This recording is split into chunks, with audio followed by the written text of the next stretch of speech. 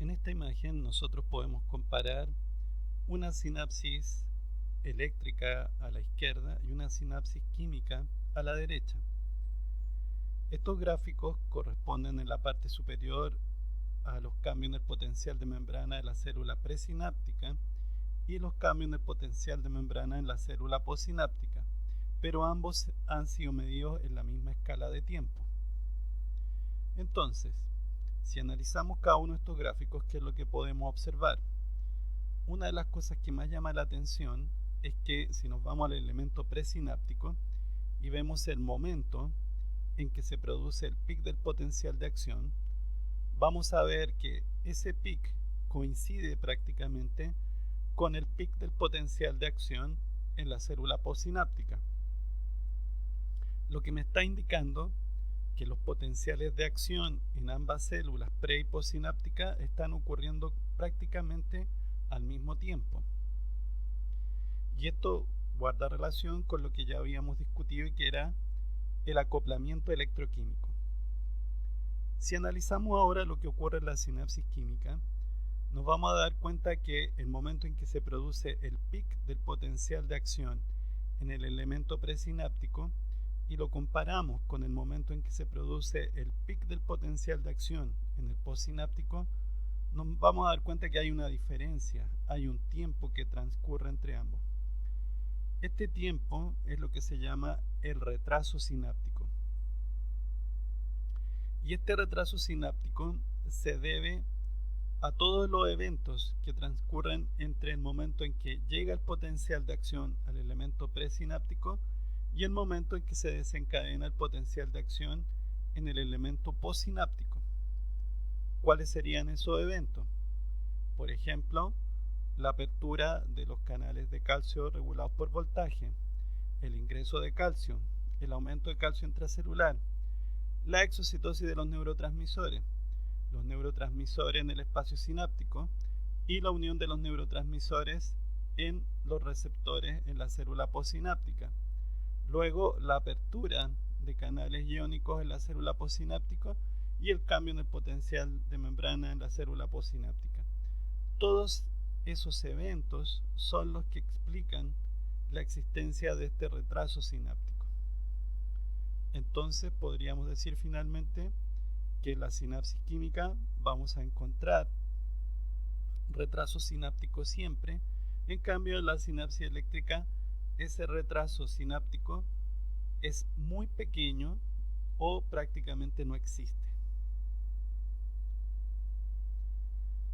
Ahora, cuando hablamos de un neurotransmisor, recordemos que entonces decíamos que los neurotransmisores van a ser importantes en la sinapsis química.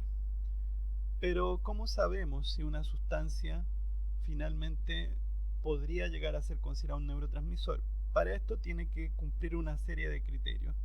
Y aquí están enumerados los más importantes. El primero de ellos sería que el neurotransmisor y o las enzimas involucradas en su síntesis deben estar localizadas en el terminal sináptico.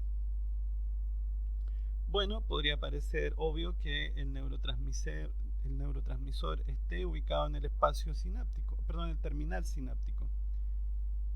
También uno podría pensar que tal vez que las enzimas que lo sinteticen deberían estar ahí. Vamos a ver que esto no siempre es así. Va a depender si el neurotransmisor es de molécula pequeña o no peptídico, o bien si es un neurotransmisor de naturaleza peptídica o grande. Si el neurotransmisor es de naturaleza no peptídica, lo más probable entonces es que las enzimas estén presentes en el botón sináptico. Pero ¿por qué nos dice o las enzimas? Porque uno diría, bueno, si están las enzimas debería estar el neurotransmisor. No necesariamente, porque hay neurotransmisores que se sintetizan solamente al momento en que llega el potencial de acción al botón presináptico. Es el caso de algunos neurotransmisores de naturaleza lipídica, como algunos cannabinoides, o también neurotransmisores de naturaleza gaseosa como el óxido nítrico, que van a ser sintetizados en el momento. Por lo tanto, en ese caso estarían las enzimas involucradas en el terminal sináptico, pero no necesariamente el neurotransmisor, porque una vez que este se sintetice va a difundir a través de la membrana plasmática al espacio sináptico. El segundo criterio es que debe ser liberado al espacio sináptico por la llegada de un potencial de acción. Obviamente, entonces, la llegada del potencial de acción al terminal presináptico debería ocasionar entonces la liberación al espacio sináptico de esta molécula. Y el tercero, sin el cual ninguno de los dos anteriores tendría sentido, es que ahora al tratar el elemento postsináptico, ¿no es cierto?, con esta molécula que pensamos es el neurotransmisor, debería ocasionar el mismo cambio en el potencial de membrana que nosotros esperamos. Es decir, el cambio del potencial de membrana debería ser un PPSE, potencial postsináptico excitatorio, un PPSI, potencial postsináptico inhibitorio. Entonces, por eso la unión del neurotransmisor o sus análogos químicos, ¿no es cierto?, a los receptores de la célula postsináptica deberían producir la activación de los mismos con el consiguiente cambio en el potencial postsináptico.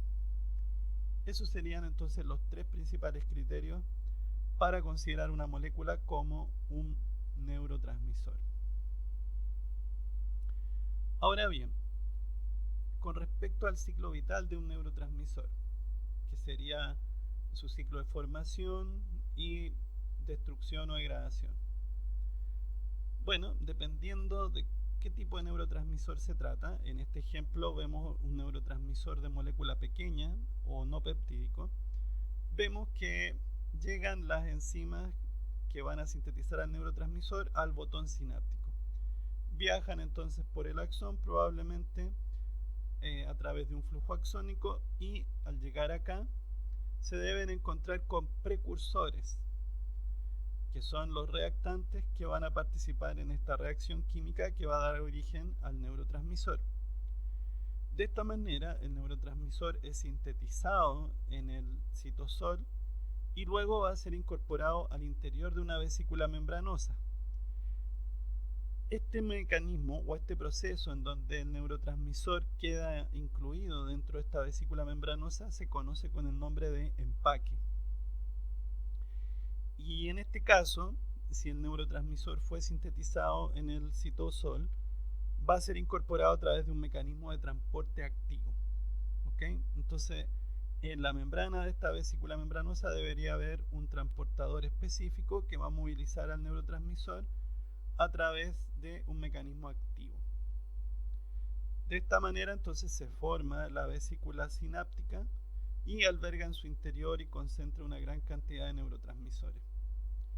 Este neurotransmisor sabemos que va a ser liberado al espacio sináptico a través de exocitosis, en donde la vesícula, la membrana de la vesícula sináptica se fusiona con la membrana plasmática y se libera entonces el neurotransmisor al espacio sináptico. Luego se une a los receptores en la célula postsináptica, provocando un cambio en la permeabilidad de la célula postsináptica y un cambio en el potencial de membrana. Ahora, ¿cómo se determina esta sinapsis? Bueno, de dos maneras.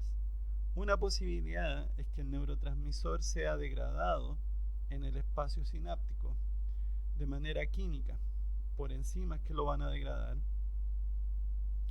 La otra posibilidad es que este neurotransmisor experimente lo que se llama recaptación, es decir, el neurotransmisor o algún producto de la degradación de este pueden ser incorporados nuevamente en el elemento presináptico, e incluso esto lo pueden hacer algunas células gliales, entonces puede ser incorporado.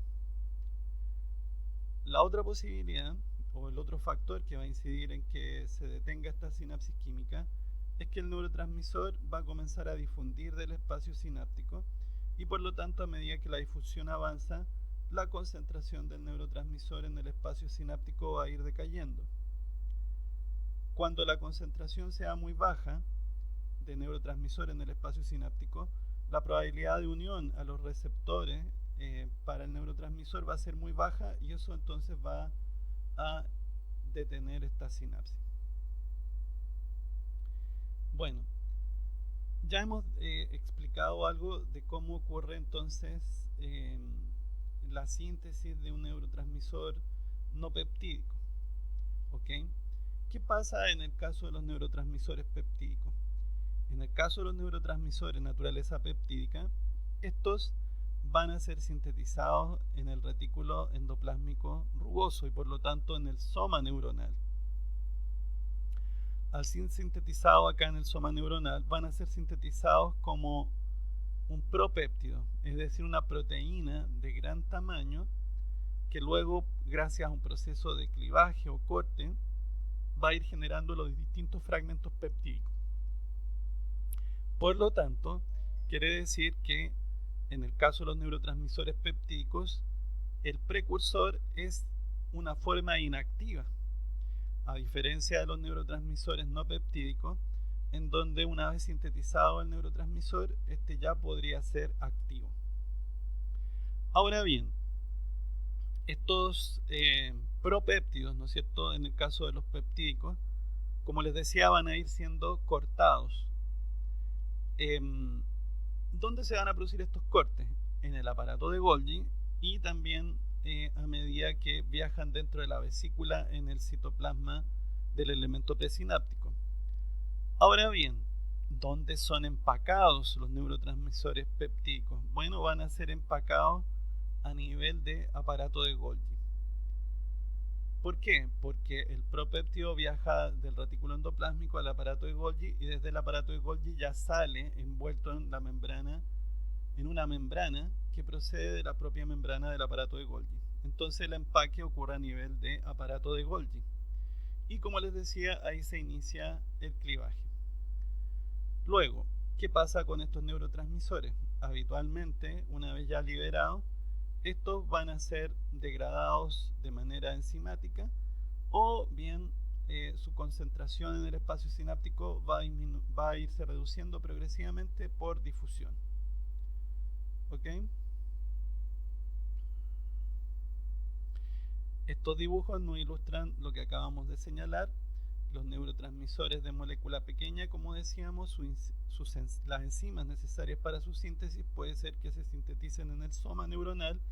Estas viajan al botón sináptico y en el botón sináptico sintetizan el neurotransmisor, el que luego es empacado e introducido dentro de la vesícula entonces membranosa. ¿Ok? En el caso de los neurotransmisores en cambio peptídico o de molécula grande, estos son sintetizados en el retículo endoplásmico rugoso como un propéptido, de ahí viajan al aparato de Golgi, en el aparato de Golgi son modificados, son cortados y luego son empacados aquí en el Golgi. Y entonces aquí vemos la vesícula membranosa con los neurotransmisores en formación. Aquí empiezan entonces a cortarse y viajan por flujo axónico anterógrado hacia el botón terminal o botón sináptico. ¿Ok? Y ahí son almacenados hasta la llegada de un potencial de acción. Con respecto a los neurotransmisores, su naturaleza química, como vemos en esta diapositiva, es extraordinariamente variada. Entonces, para ordenar un poco esto, los vamos a clasificar de acuerdo a su naturaleza química. Entonces, con respecto a los neurotransmisores molécula pequeña, vamos a ver que estos son ésteres de colina, como la acetilcolina, son aminoácidos, como podrían ser el glutamato, el aspartato, la glicina, o podrían ser derivados de aminoácidos, aminas. Y estas aminas se van a dividir en catecolaminas, indolaminas e imidazolaminas. Las tres principales catecolaminas van a ser la dopamina, la noradrenalina y la adrenalina. Y dentro de las indolaminas tenemos a la serotonina, que se conoce también con el nombre de 5-hidroxitriptamina y que se abrevia como 5-HT. Y por último, un ejemplo de una imidazolamina es la histamina. Noten ustedes que algunos neurotransmisores tienen nombres que nos pueden resultar familiares por sistema endocrino o por reacciones alérgicas inflamatorias. Y eso es porque acuérdense que la naturaleza química no es lo que define el tipo de molécula, sino que es la forma en que ésta interactúa en un sistema de señalización.